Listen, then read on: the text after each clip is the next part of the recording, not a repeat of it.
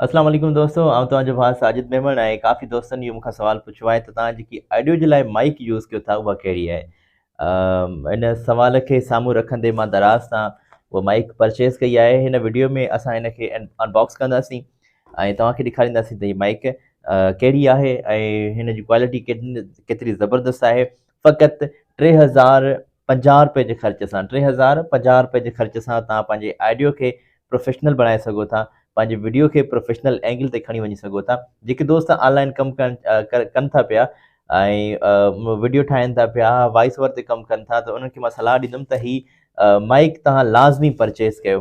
अचो त हिन खे अनबॉक्स कयूं था।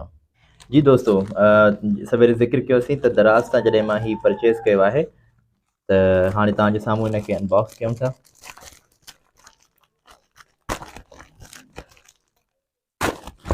ऐं मां इहा सलाह ॾींदुमि उन्हनि दोस्तनि खे जेकी ऑनलाइन कमु कनि था, वीडियो वग़ैरह ठाहिनि था, त उहे हिन माइक जे तरफ़ लाज़मी अचनि ऐं पंहिंजे ऑडियो जी क्वालिटी खे ॾाढो बहितरु बणाइनि।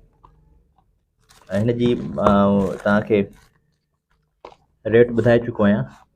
₹3050 में ही मूंखे दराज़ तां मिली। ही सी टाइप अचे थो पई हिन जी पिन ऐं ही तव्हांखे लॻाइणी आहे पंहिंजे मोबाइल में ऐं हिन जी OTG सेटिंग मां वञी तव्हां ऑन कंदो। OTG ऑन करण खां बाद हिन जो पोयां बटन मिले थो।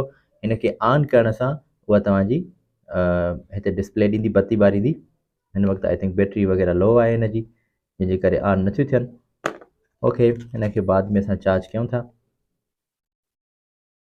ख़ैर आहे, हिन जी लाइट नथी ॿरे, पर ॾिसूं था त हिन में असांखे छा था ॾियनि। चार्जर जी लीड बि ॾींदा आहिनि, हुन खां अलावा OTG वग़ैरह बि ॾींदा आहिनि आईफोन जी, पर OTG हिन न आहे ॾिनी। हिन में असांखे ही सी टाइप लीड ॾियनि था चार्ज करण जे लाइ। त हिननि खे चार्ज कजे, हिन जी क्वालिटी तव्हां चेक कंदो त तव्हांखे ज़रूरु पसंदि ईंदी। जी दोस्तों, ही जेको वीडियो ठाहिण जो मक़सदु आहे अव्हां ताईं इहा इंफॉर्मेशन पहुचाइणु आहे। जहिड़ी तरह मां कैमरामैन खे चयो आहे त थोरो डिस्टेंस रखे, त जीअं ख़बर पए हिन माइक जी क्वालिटी केतिरी न ख़ूबसूरत आहे, केतिरी न बहितरीनु कमु करे पई। सो तमामु दोस्तनि खे इहो ॿुधाइणु पिया चाहियो त माइक जी परफॉर्मेंस तमामु ज़बरदस्त आहे ऐं हिन खे ज़रूरु परचेज़ कयो ऐं तव्हां वठी करे पंहिंजे वीडियोज़ खे प्रोफेशनल एंगल ते खणी वञो। आई होप ही वीडियो तमामु दोस्तनि जे लाइ, नौजवान जेकी ऑनलाइन कमु करण जे लाइ ख़्वाहिशमंद आहिनि या ऑनलाइन अची विया आहिनि, कमु कनि था ऐं उनजी ऑडियो क्वालिटी मज़े जी न आहे, हिन माइक जी मदद सां तव्हां पंहिंजे वीडियो खे प्रोफेशनल करे सघो था ऐं बहितरीनु बणाए सघो था।